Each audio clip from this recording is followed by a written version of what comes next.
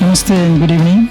My name is Ram and I'm the regular host of the NCAA Australia's podcast series. Today I'm also joined by my co-hosts Ajay and Praveen and our special guest Martin for this new episode. Welcome to the show, gentlemen. Thank you. Just to let you know, Praveen is a new member in our team, so I'd like to officially welcome you on board. Thank you. In today's episode, we will be mainly talking about Canna and its association with the NCAA. Canna is one of our major sponsoring partners from this season, and Martin is here to tell us in detail about the company and its products. Martin is the business unit director of Canna for Australia and New Zealand. Am I correct, Martin? That's correct. Just, correct me if I said anything wrong here. First of all, I'd like to thank Martin so much for your time, and big thanks to this gentleman as well. I can understand how busy you guys are, but still you've managed your time for today's podcast recording. It was like an impromptu decision for us to record this episode, right? That's pretty much. I guess when I try to explain what we do and the new thing that we're trying to start with podcasting with Martin, when I share that, and he really liked this idea, and we don't know how long it will take him to see him back to Sydney again. So we thought, right, if we have a couple of days, let's catch up soon when we can, and continue this podcast. Yes. Yeah, that was actually, I also didn't really think properly at that time when you just approached with that idea. I said immediately yes, but then I later realized that, oh my gosh, that we have to manage so many things, organize so many, like you can see the set of buys and the equipment buys, everything, right? But it's still, it's okay that we're all together again here. Normally we just tend to meet during the weekends, but it's a weekday today. But anyway, I'd like to start with Martin. Definitely with some background questions of Canna. Can you tell us a bit about Canna and provide an overview of your role within the company? Okay, so Canna is a manufacturer of hydroponic nutrients, obviously designed for hydroponic systems. It's a Dutch company, and the products are manufactured in the Netherlands. And distributed through to 35 countries around the world, Australia being one of the biggest, or Australia and New Zealand being one of the biggest users of the products.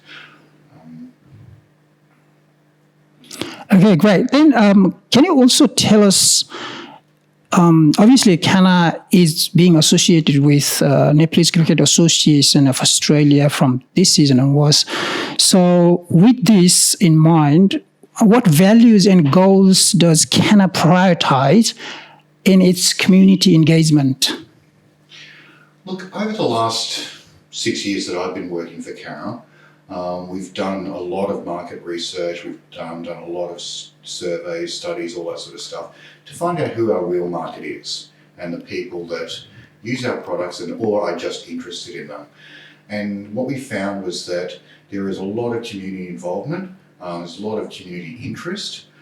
So we made the decision earlier this year that we would put more effort into helping those community organisations, helping sporting type things. We already do some marketing and advertising or working with a music band in New Zealand. We've been doing that now for 4 or 5 years. Interesting. So it's all about, and this is part of our core values as well. So we like to give back a little bit of back to the community. Give back to the community, and that's a big goal that we're going to be moving forward with over the coming years. I know that you've been involved with the other Nepalese sporting organization as well, which is called MFC. I think for a couple of years. Okay, is that? It's the second year. Second year, yeah. Okay, second year. So tell us about the background. How did you meet with Ajay and MFC group, and then eventually with NCAA's group? Well, one of our retailers, so we retail into almost 260 commercial retail outlets around Australia and New Zealand. And one of the retailers approached me and said, this is what we want to have a look at, this is what we want to do. So it made common sense to be able to work with that industry, that community. And so far it's been a real positive, I think, for both sides. Great. Okay. Come a bit closer, yeah. If you can come a bit closer when you speak so that the guys can capture it, I guess, yeah. Oh, that's great. I think the first time when we met, Praveen and I, we both met with Martin and tried to put our proposal, what as a Nepalese community we do in Sydney. And straight away he liked the idea. And then he said, look, we want to be part of the community. Yes, sure. Let's start with something. So that's where the partnership started. And so far it's been great. And this is the second year running for MFC Cup, so which is brilliant. And now this year, Martin is helping NCAA in supporting to find the turf grounds, which is completely. He's helping us to get those 2 grounds that we have. Yeah, we've 2 grounds, right? Yep. Yeah, and the another one's lands. Yeah. So which is brilliant so far. And yeah, you want to add up something from it? Yeah. I think I would say it's been great having you on board, Canna, Martin, and thanks very much for your support for the last couple of years that you've been associated with the MFC. I think it did actually made a life a lot easier for the club as a whole to organize the tournament, and I would say it was with a great satisfaction that it was a very it was good to see your support and how they actually, again, like there's so many moving pieces when you organize a tournament, and having on board someone like Canna into the structure is it's definitely a positive for us. Yeah, and the other thing, I think, just talking about the product. Are we talking about the product? Yep. I guess so. I just want to quickly ask Martin. Look, we have a viewer. Some viewers knows about Canna, and they go and buy the product. But how would we explain to someone watching this podcast and try to explain them as a layman term what Canna can do for if they want really enthusiastic in homegrown? Okay, well, hydroponics is technically the growing of plants just using water and nutrients. Okay, so we have growing mediums that go along with them. They help support the plant. Some of them do provide some nutrition, but primarily the true hydroponics is just water and nutrients and additives. So the idea behind it is that you can set up this garden and you can have a productive vegetable garden. You can do flowers, you can do fruits, all that sort of stuff in a small space with minimum inputs.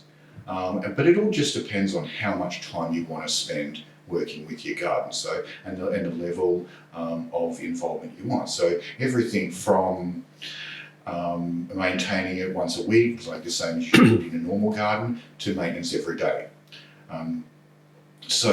But the idea is that you can have a productive garden in a very small space, and it can be designed however you want and just suit your space. And it's just a matter of design. Set it up. And then, you can have your lettuce in 3 weeks. Yeah, brilliant. Great. So this is so if I may ask, Martin. So with the product that you have in place, what are your the client base? Is it the household, corporates, universities, or is it like a? We have a bit of everything. So everything from a home gardener right the way through to like commercial gardening. So it doesn't matter what level you're at. it's a learning experience. It's like with any garden, anything that you do with plants. There's always a learning curve, but the idea is that you can take everything that you want in the garden and produce, and it makes a big difference. Okay. Yeah, keep going. No. Sorry, so like you mentioned that. So based in Holland, now fast forward Australia. What's the kind of like was there any initiative, anything coming to Australia, New Zealand, or it was just let's go there, try? All right. Sorry to put you on the spot there. Give you a little bit more background now. All right, so the products were originally developed in the Netherlands back in the 80s for the flower and fruit production, vegetable production, all that sort of thing. Because over in the Netherlands, they don't have sunlight all year round. Everything is grown in greenhouses, so all of their food production, the tulips that you see in the stores that come from the Netherlands, they're not the ones that are growing outside, they're the ones that are inside the greenhouses. So the nutrients are developed for that market. So back in, I think it was the late 80s, our distributor decided that they wanted to bring hydroponic nutrients to Australia. All right, so they went over to Holland, they found the nutrients and they brought it back. All right, that started with a product we call Classic, which is one of our base nutrients, and it developed from there. So Classic became cocoa, and then cocoa became a soil-based mix, and then there was the true hydroponic mixes that came through, the nutrients. So over the last 30 years, and it is Canna's 30th anniversary in Australia. Oh, wow. Actually, In Australia, is it? Yeah. Oh, wow. So Congratulations. 2024 is, so that makes it 94. Okay, so Yeah. we did it in 94. That's how it came to the country, and it's just progressed over all those years to a point where we've been the leading supplier of hydroponic nutrients in Australia for pretty much that whole time. When that first came across, there was a couple of backyard producers or manufacturers that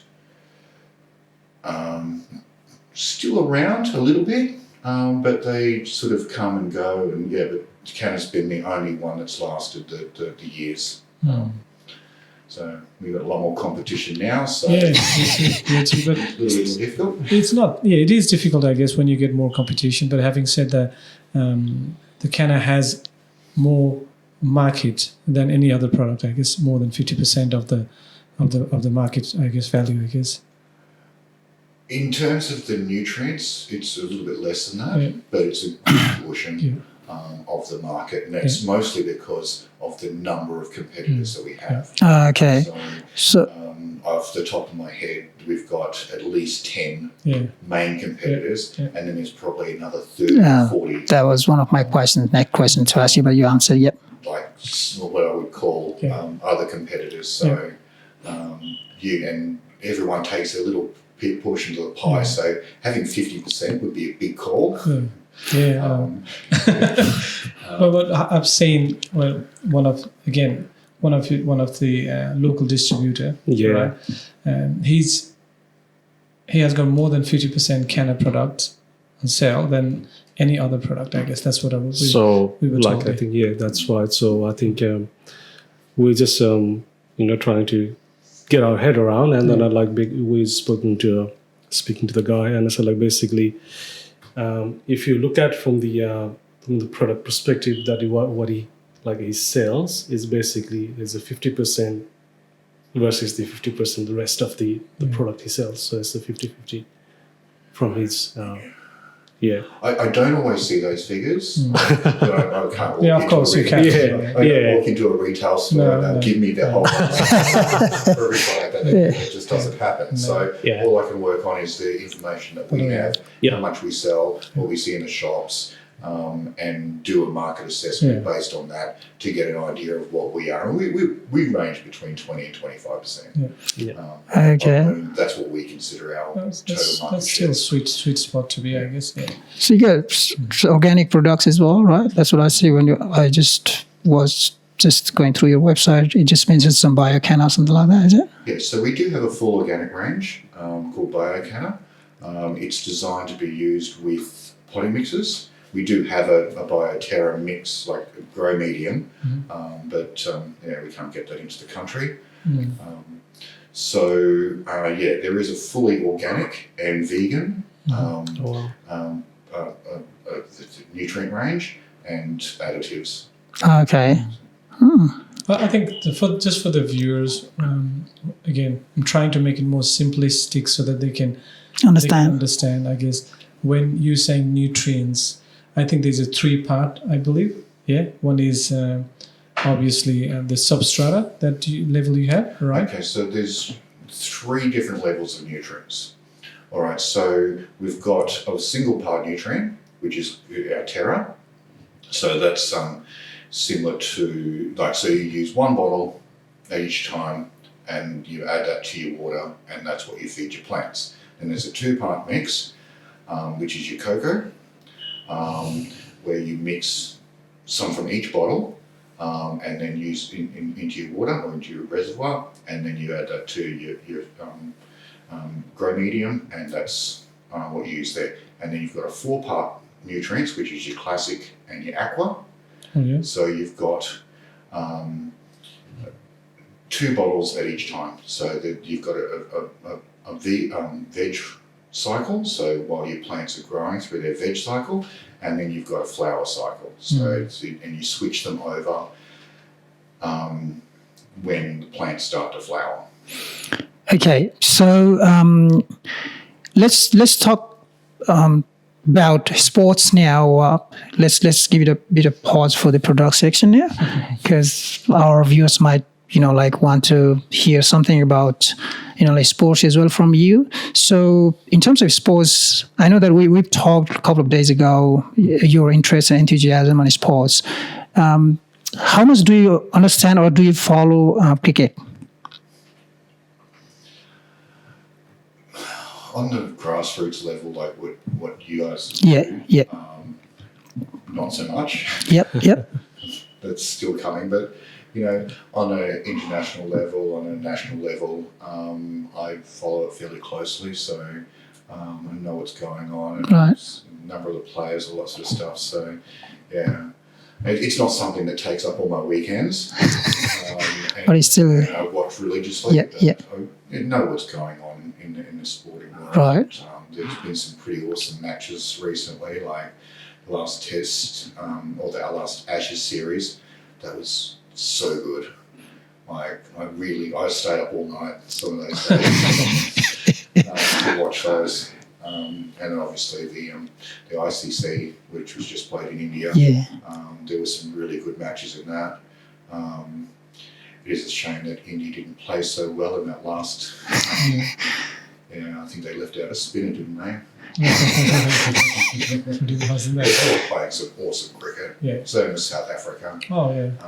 I feel sad for South Africa as well. I guess the way they brilliantly played all the way, but it's always been like that. I guess with South Africa, coming towards always the crunch time.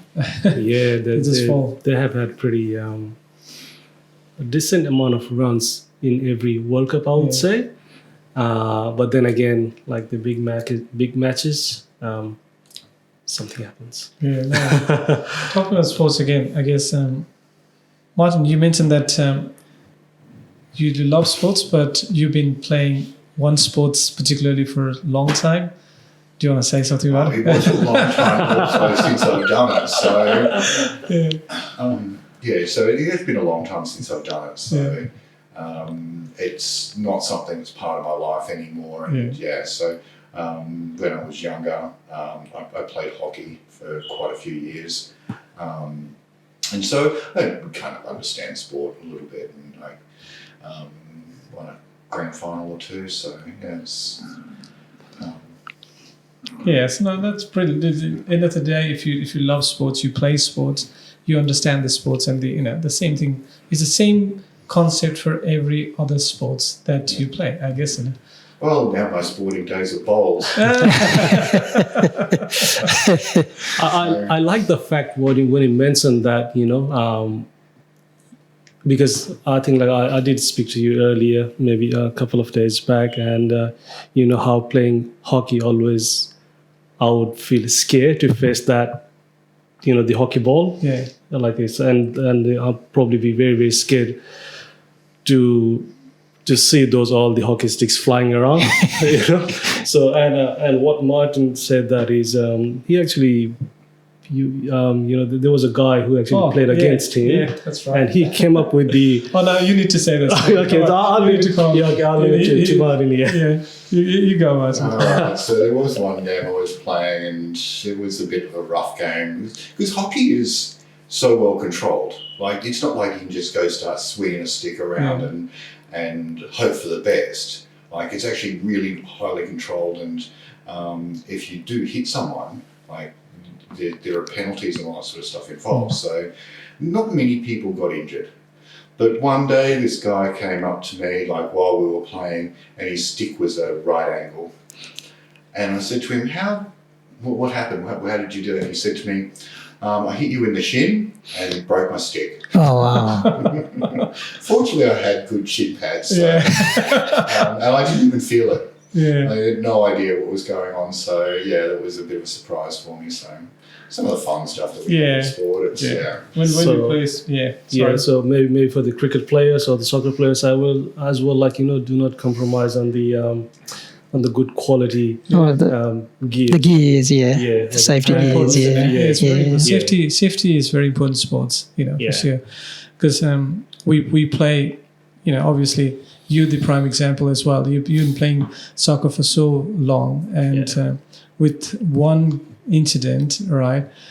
You are injured from there on. And it totally changes your lifestyle and everything. You haven't played soccer from that day onwards, have you? No, I have not. Yeah, I have not. So this is going back to I think about 2 years. I was playing the one-day competition, similar format to MFC Cup, but it was a different organizer.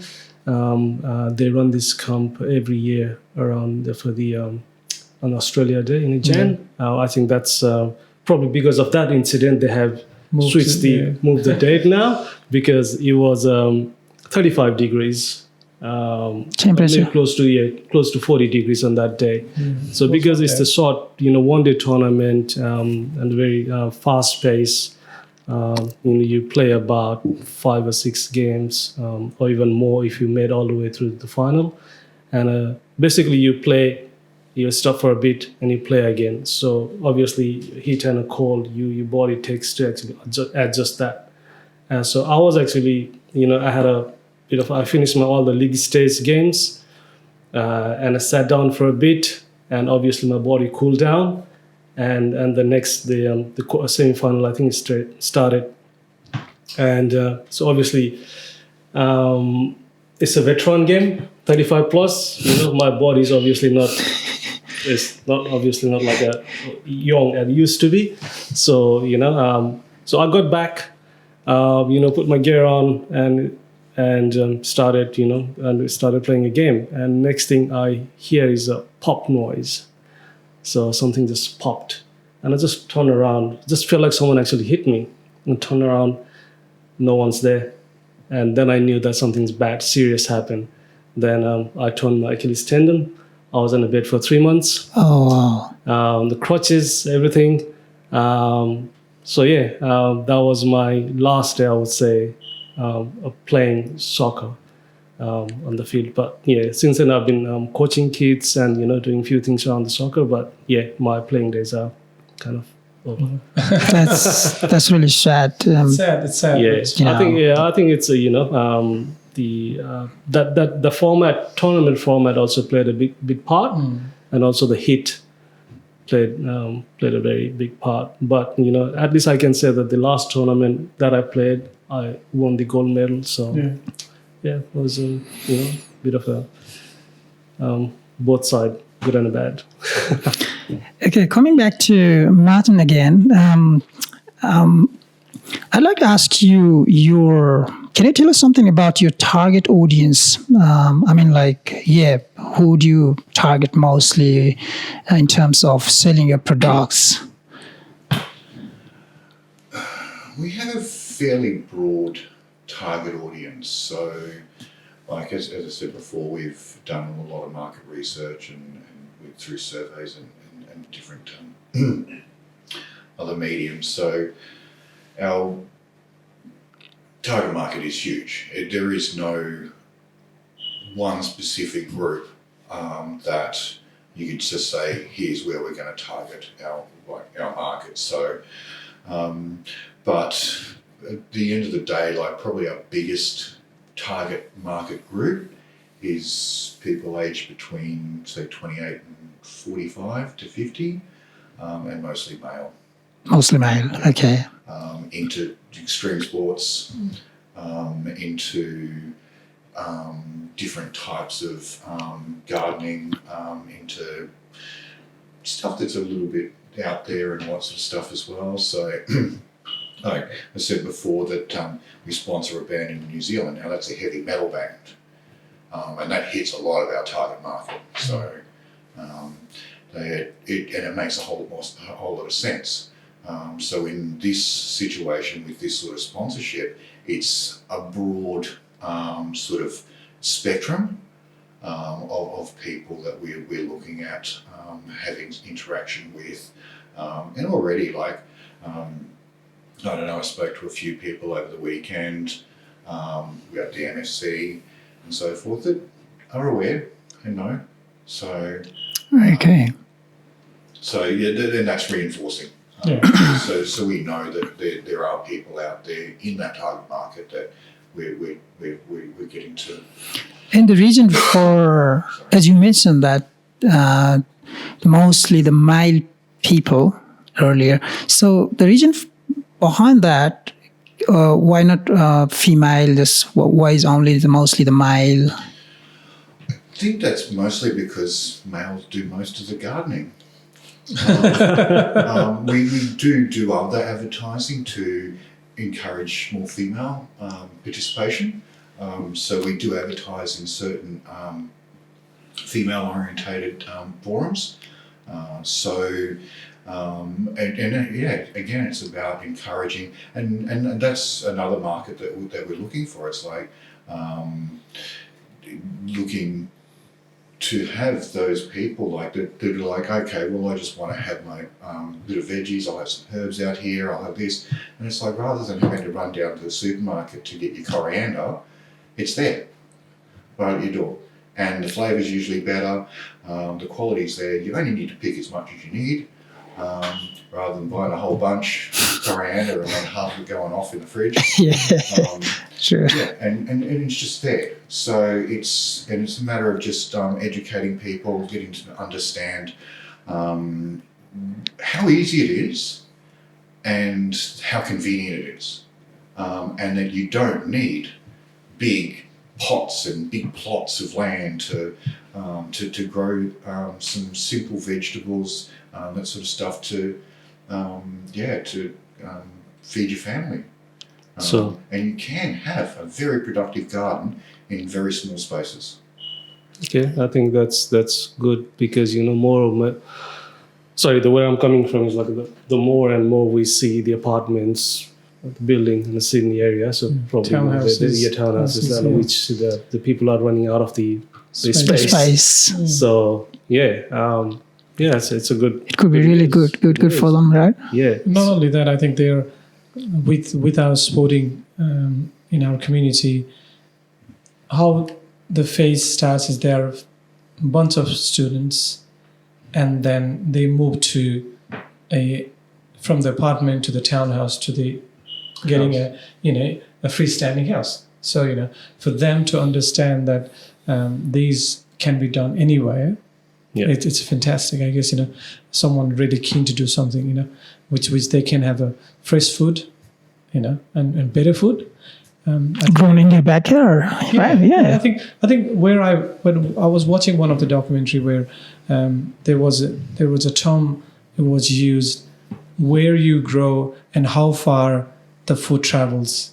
I guess that matters a lot. I guess shorter the distance the where it's grown, it's fresher and nutrients. I guess in terms of it more fresher than from where it's coming further away. Some of the product that we have coming from overseas, some is way outside, too far from Sydney base, if there is one. And it's brilliant you can grow within your garden, right? Yeah. And then, you can have that. It's brilliant idea, yeah. I think one thing extra to point out there is that this is not single level gardening.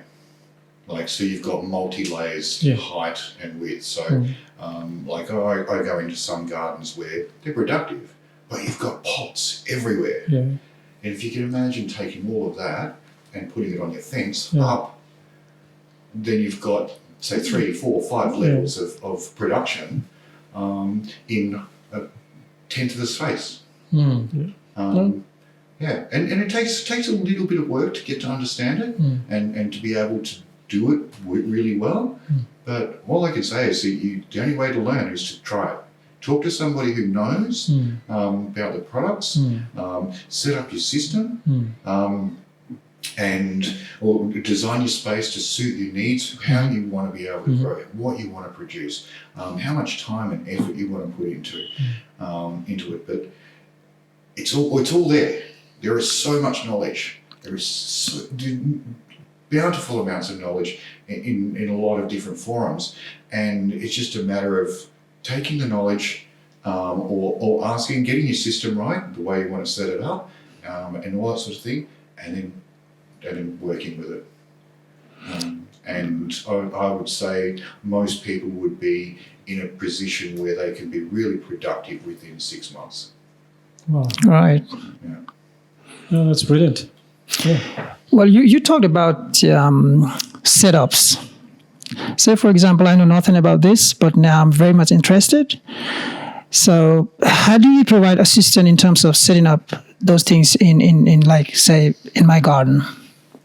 Well, we have a lot of articles on our website about different types of setups, how they can work, and all that sort of stuff. But it's something that we don't do as a business part of our business. Right. So what the recommendation would be there is take some photos of your space, go and see somebody like one of our retailers. They're all very knowledgeable, and say this is the sort of thing I want to do. This is how I want to do it, and they will be able to set you up with the right system for your needs. They have access to the information that we have. The stuff on our website is easy to understand, so don't be afraid of it. Take it in its stride, because there's a lot of information, a lot of different ways to set up, and it's I think anyway, it's an individual sort of decision or individual preference on how it's set up, but there is something out there for everyone. And for me, gardening is not a pot full of potting mix anymore. We're talking about the future of food production. The way the population, the amount of land we have, there is no way even now that we could produce enough food to feed the population without hydroponics.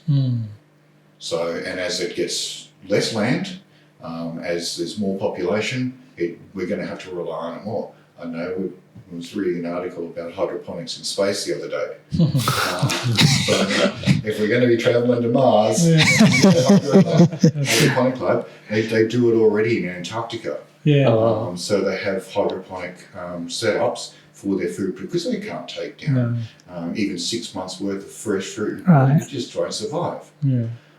So they have hydroponic professionals down there, and that's what they do. That's what they eat.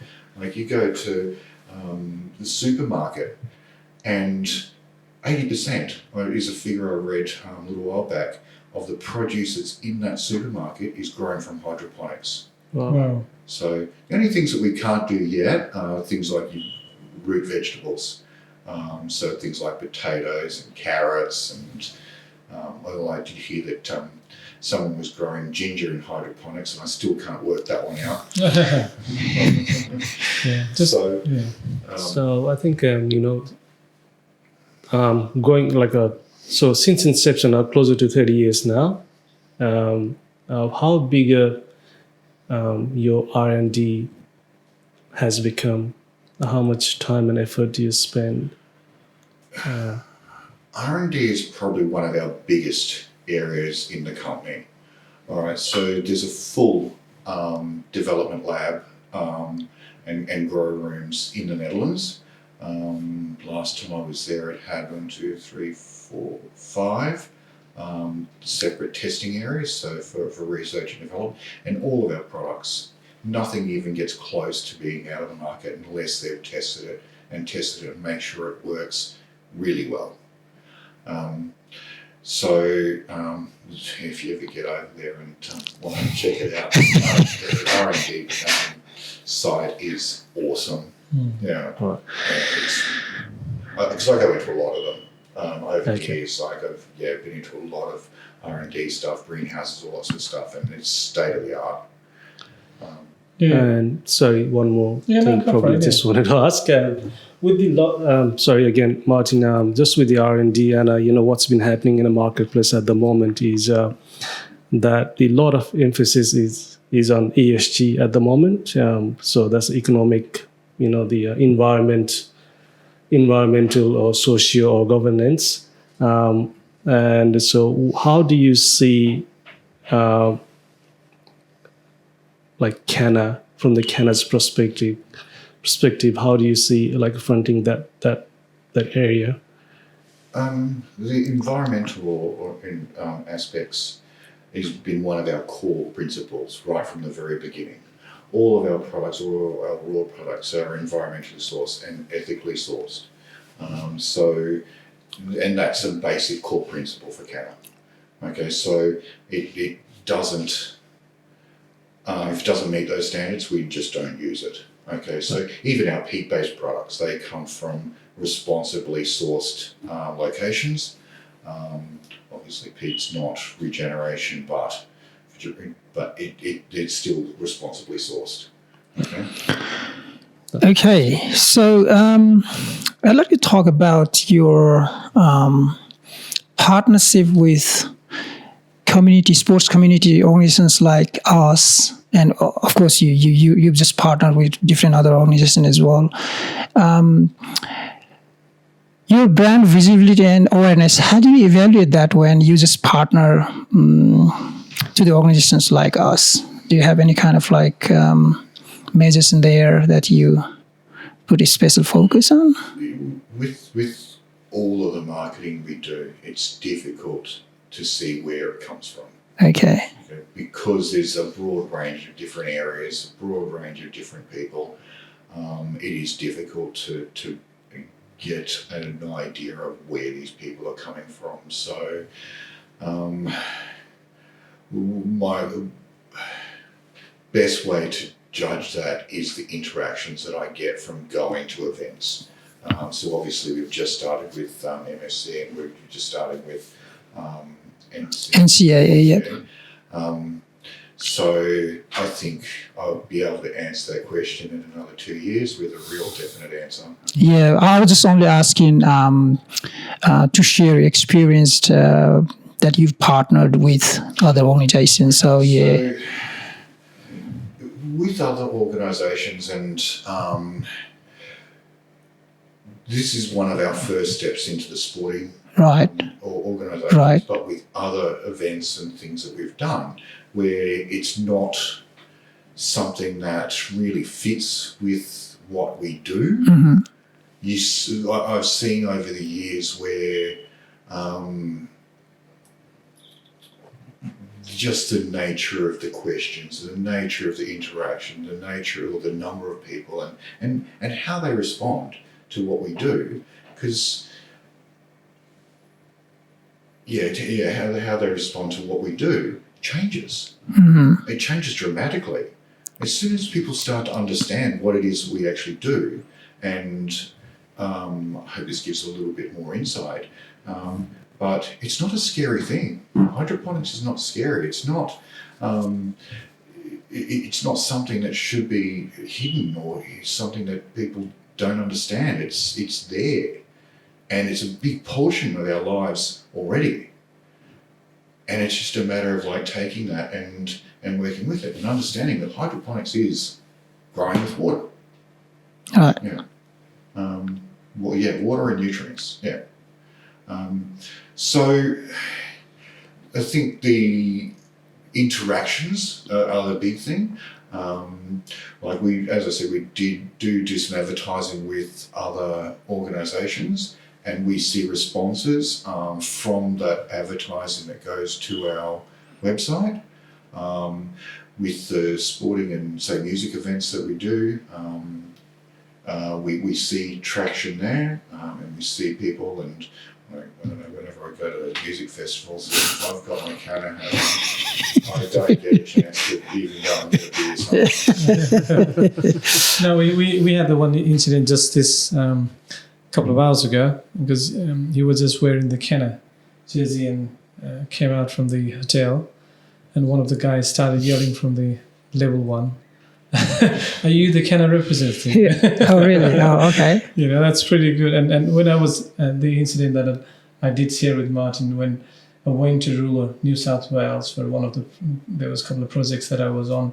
The weather was a bit cold, and I was wearing the Canna jumper and the hoodies at the time, and people were walking and asking a question about the product and what it does, what not. You know, and some knows about the product. Most of them they're not, but they just come to talk to you about it. You know, which is brilliant, I guess. You know. How does it feel when people oppose like that way to you? Like all of a sudden, randomly, someone just like a lot. So. like I get it.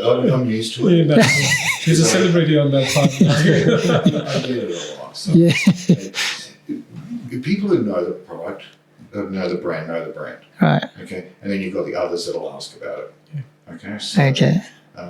Most times, if I've got my shirt on or a hat or whatever, I can't walk down the street without someone saying something to me. Oh, okay. Sometimes it's not always positive, but most of the time it is. Yeah. But yeah, I think, going back to your question, I think, yes, it is difficult to gauge where the response is coming from at such an early stage in the relationship. Uh-huh. Well, the other thing is when you said with your product, if someone wants to use it, and Martin keep on saying that go to the expert or go to your retail, the local who sells it, right? And one of the guys, Sudin, he has a hydro expert, right? And he sells most of your product right there. So they're the one where people can go and start talking. I think his website is hydroexpert.com.au. Hydroexperts. Yeah. .com.au. And they're based in Railway Parade, Lidcombe. Yeah. That's right. Yeah, I just checked Canna's website the other day, and I was just trying to locate your different distributors and local retailers around here, and I could see that definitely when he was talking about Sudin, and that just clicked into my mind that must be there. So I think that's the best thing, to go and the expert, and they can tell you exactly how to do it for someone who really wants to start from the scratch. You know. Yeah. And if you're not in a Sydney region or like need some help, you can always get hold of me off our website. So there's a questions section on our website. Yep. I answer those questions. So you need some help with maybe the system design or whatever, or advice on who to go and see. Hook me up and I'll see what I can do. So is it a canna.com.au? That's right. Okay. Yep, we will definitely put that some sort of like your website information on our final output. Yep. Okay. So yeah. Okay. So you're just associated with us from this season. So definitely when partnering or sponsoring some organizations, you will definitely have your expectation as well. So can you tell us a bit about what sort of expectations you'd have when you just invest your money or say sponsor to certain organizations? Can you tell us something about your expectations? Look, what I'd really like to see is the brand being advertised or displayed. All right, so whether like at the MSC, where it had a big archway and there were some cooling towers and so forth that people were wearing, so you could see the brand, and that's my expectation, is people need to be able to see it, and that the brand is out there and at least making a representation at the events. Great. Yeah. Yeah, that's exactly what our aim is as well. It's just to expose and then give the Canon name out there within the community. And bring that awareness. Exactly. Yeah. And end of the day, when you weigh them, what's the turnaround? It's hard to judge, but at least the brand awareness, we can spread as much as we can. Yeah. And by the way, thanks for letting me know or telling me the right way to use the cooling towel. We did give out a few during the cricket on Sunday as well, and there's a right way of using it. I think now you can explain how to use the cooling towel. Great. Yeah. Okay, we're almost towards the final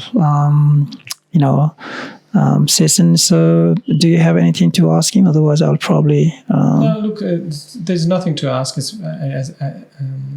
as now, I guess. But the way the partnership has worked so far, it's brilliant. So and our commitment is to spread the news and spread the name of Canna where we can, and looking forward for more in future on what we can do and how we can promote Canna through our community.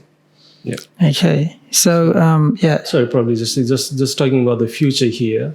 So I'm gonna just throw another question to you, Martin. So what's in the pipeline? What's in the future?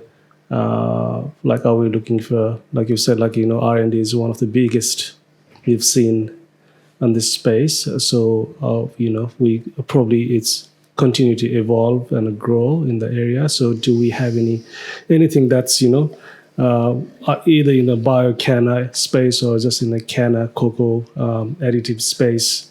Are you talking about new products? Yeah. All right, this is something that they work on all the time, but they don't let me know until it's ready to go. Okay. Right. Okay. Sometimes we released a product a few years back. We were requested.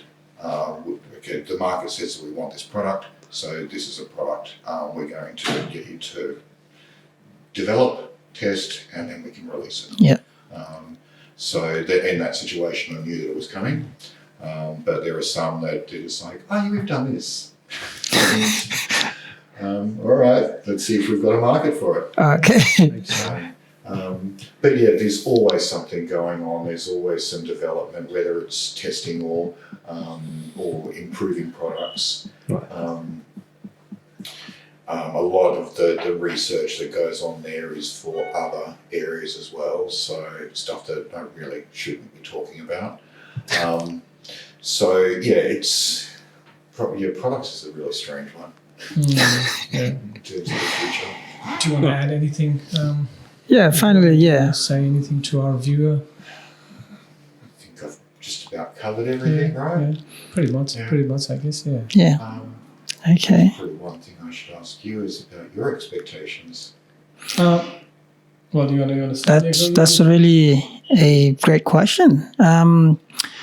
Well, we definitely, from our perspective, we definitely want a long-term, partnership with Canna, being that you're just started to partner with us. So yeah, for that one, the reason for asking earlier, I asked you the question about your measures, or how you evaluate your investment on, like when you get associated with certain organization and then you invest there as a sponsor, how do you evaluate that? That was my question. The intent was definitely because we want a long-term partnership with our, partners. So in that respect, we definitely want to know your expectation level as well.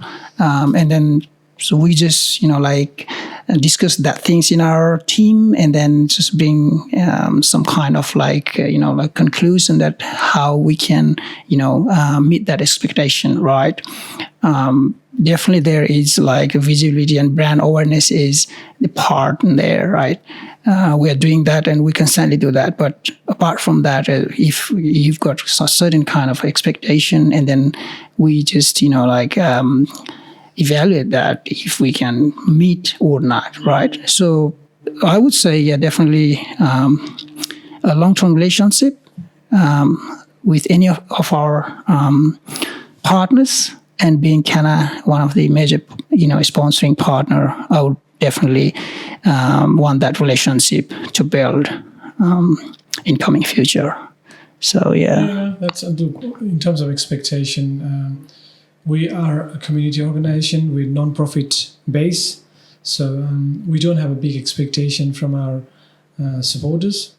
All we want is to trust us and keep that partnership live, where we can help our community, at the same time where we can give the brand awareness and also promote. Yeah, that's the we want to make it very simple as possible, and we don't have any high demand or anything. We all want to is run cricket or get these sports to the community and get community in one place where they can share their ideas, sorrow, happiness, and get friends together. That's the main main idea behind this organization, and which we have been doing from last 12 or 13, I would say 13, 14 years now. So yeah, so which has been brilliant so far. So yeah, so you've been a new addition to our family. So welcome, Martin and Canna, to NCAA. Okay, so I'm going to wrap up now. So before I wrap up, I'd like to say to our listeners and viewers that if you're passionate about sports and want to have a conversation with us, or if you own a business and want to talk with us, just you can approach any one of us or send us an email, and then we'll just reply back to you to organize a time, for an episode to record. So thank you for listening and watching us. We'll be back with new guests in our next episode. Until then, stay healthy and stay happy. Thank you.